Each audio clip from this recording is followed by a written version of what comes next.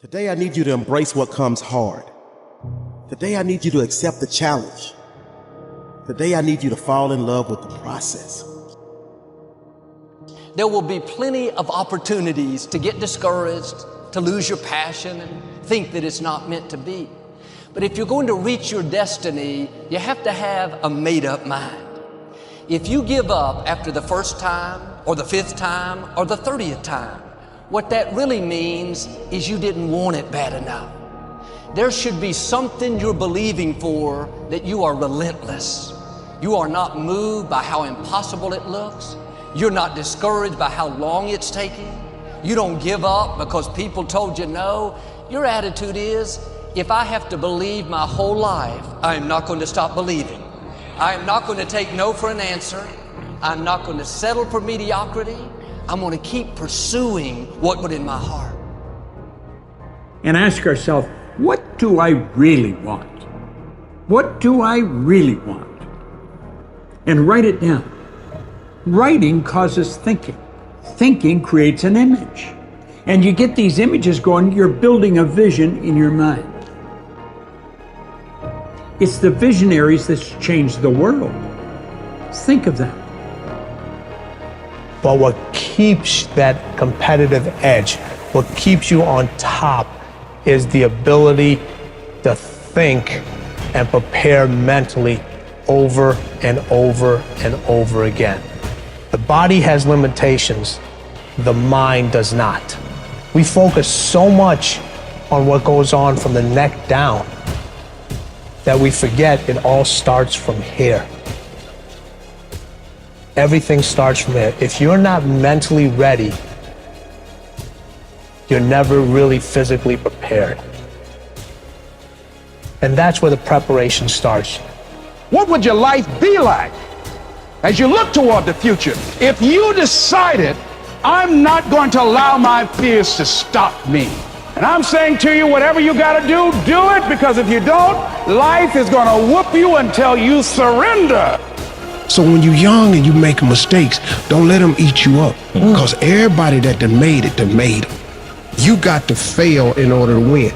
Hey, look, man, to understand how to hit the game-winning shot, you got to miss the game-winning shot. You know, you got to be tough because the road to success is always under construction. It's never a clear path to success. The people who become successful are the people who have a relentless attitude.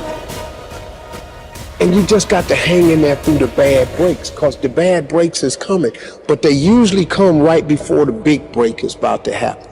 You get a series of bad breaks and it stumbles up a lot of people. My life and my success is to say to anyone, you can stumble, you can fall, you can get back up again.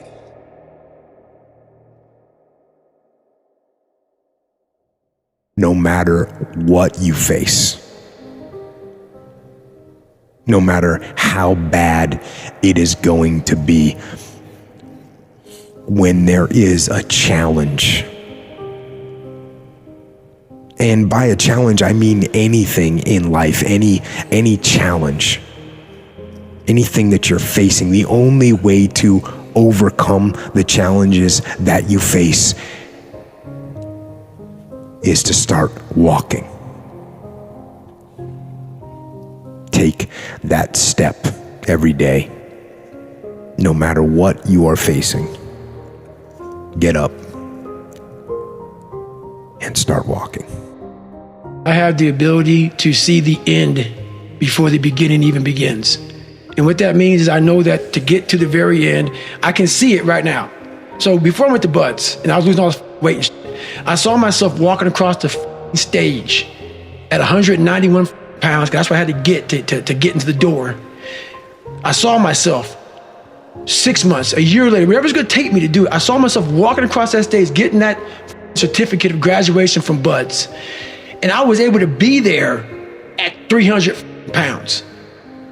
And that feeling that I was nowhere near that feeling, I was able to put myself there 1,000,000 times every day. And that feeling of like, my God, that is going to feel amazing. That's what made me suffer. That's what allowed the pain to be real and say, this is worth it. I want to feel for this next 18 months. It took me 18 months to finally become a Navy SEAL, to finally, just get through buds. 18 months, it's 6 months. It took me 18. That's what woke me up every morning was, I'm gonna put myself through this much pain and suffering for a few seconds. That's all it is. A few seconds of joy. And it's so worth it, man. That's what people don't get. So I'm able to put myself at the finish line, even though I have no finish line, but at the finish line of an event before I even start the to say, how are you gonna feel at the end of this? Visualizing is my biggest tool of life. That's why I've been able to put myself in cold water, put myself in a 100-mile race millions of times before I've done it. And I'm able to go through the race and see how I'm going to feel at mile 50, almost to the exact feeling. Right. So when it comes up, it's no surprise. It's no surprise. I've already done this a million times. I recommended the last time I was here, the little book, Richest Man in Babylon, and I said, I've lectured now to over 3 million people. Guess how many have actually gone and got this little book? Answer, very few.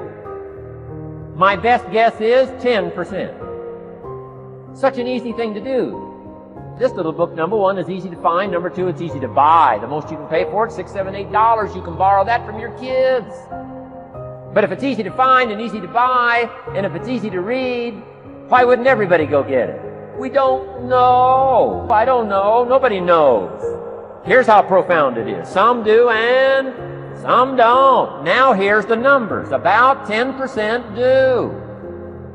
We don't know the mystery of that. And I'm telling you, 10 years from now, those numbers will still be the same. The numbers don't change. Only the faces change. I used to belong to the 90% who couldn't be bothered even if it was easy. How many people have a library card? Answer, 3%. 97% couldn't be bothered. Guy specializes in happy hour, but he doesn't have a card. And now readily and quickly blames the government and blames his company and blames the pay scale. Here's my advice to you today. Walk away from the 97%. Don't talk like they talk. Don't go where they go. Don't act like they act. Don't specialize in what they specialize in. Throw away the blame lists they cling to. You got to be consciously conscious today, because your environment can hypnotize, mesmerize, and paralyze you. The other thing is, take full responsibility for your life. Oscar Wilde once said, responsibility is what we expect from somebody else. This is very true. Most people dread accepting responsibility. That's just a fact of life, and we can see it in operation every day. We can see ourselves getting hot under the collar when the dentist keeps us waiting, and we're sitting there reading old magazines when our appointment was 30 minutes ago. And we don't stop to think that we forgot to mail in this month's mortgage payment. We can see ourselves growing angrier and angrier because a business contact is supposed to call at noon, and here it is almost 2 o'clock, and the phone still refuses to ring. But we don't stop to think about the calls we ourselves have forgotten to return while we've been so busy fuming. We can see ourselves writing an angry letter to the airline because a flight was delayed, but we don't write an angry letter to ourselves when we're late for something, even though that might not be a bad idea at all. Yes, we can see avoidance of responsibility all the time in both our personal and professional lives. And here's something else we can see just as often. We can see that most people aren't as successful as they wish they were. Do you see there's a connection between these two very common phenomena? I certainly do, and by the end of this session, I hope you'll agree with me. I hope you'll understand that it's in your best interests to take responsibility for everything you do. But that's only the beginning. I'm also going to suggest that many times it's even best to accept responsibility for the mistakes of others, especially when you're in a managerial or leadership role. I can hear you saying, what? Accept responsibility for someone else's mess-ups? Why would I want to do something like that? Well, that's a fair enough question, and over the next few minutes I'll try to answer it. One of my weak points in my personal life is I don't like technical stuff. So even though I have to be on Twitter and Instagram and Facebook, I don't care for that. So guess what? I find somebody who loves to do that. You know, I find somebody who has a strength where I will have a weakness, and I partner with them. All you're trying to do is get to the goal. No one gets there by themselves. Everybody needs help. Now, when you know what you got going for you, be confident, not cocky. Managing your strengths, knowing what they are, and don't let nobody talk you out of it. And that gets you fight ready. You get fight ready like that. You got to know you. Helps you develop your skills. All the while, you're developing your strength. You just got to keep developing the strength. Don't let anybody talk you up. At the same time, you must work on improving your weaknesses. So I've had to, in spite of myself, get on Instagram, get on Twitter, get on Facebook. I got to do the videos whether I want to or not, because the world is moving to social media. If I had as many followers as Kim Kardashian, I probably wouldn't even have to do this TV show. During the years when professional basketball was just beginning to become really popular, Bill Russell, who played center for the Boston Celtics, was one of the greatest players in the pro league. He was especially known for his rebounding and his defensive skills. But like a lot of very tall centers, Russell was never much of a free throw shooter.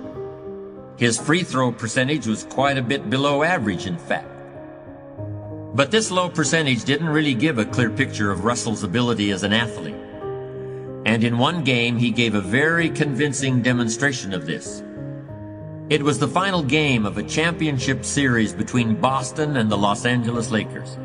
With about 12 seconds left to play, the Lakers were behind by 1 point, and Boston had the ball.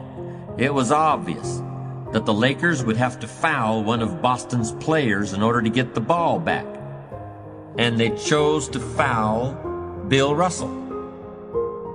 This was a perfectly logical choice, since statistically, Russell was the worst free throw shooter on the court at that moment.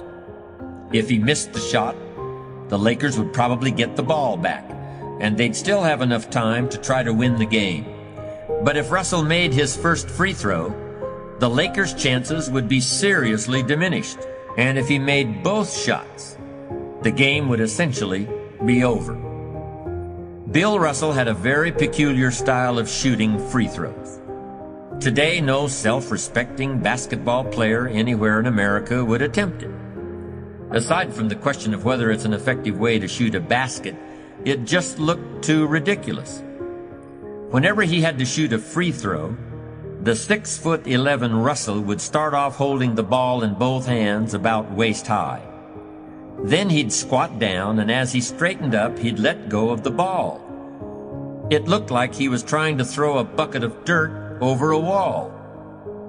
But regardless of how he looked, as soon as Bill Russell was fouled, he knew the Celtics were going to win the game. He was absolutely certain of it. Because in a situation like this, statistics and percentages mean nothing. There was a much more important factor at work, something that no one has found a way to express in numbers and decimal points. Simply put, Bill Russell was a player who wanted to take responsibility for the success or failure of his team. He wanted the weight on his shoulders in a situation like this. No possibility for excuses, no possibility of blaming anyone else if the game was lost, no second guessing. Bill Russell wanted the ball in his own hands and nobody else's. And like magic, even if he'd missed every free throw he'd ever shot in his life before this, he knew he was going to make this one. And that is exactly what happened. That is what virtually always happens when a man or woman accepts responsibility eagerly and with confidence.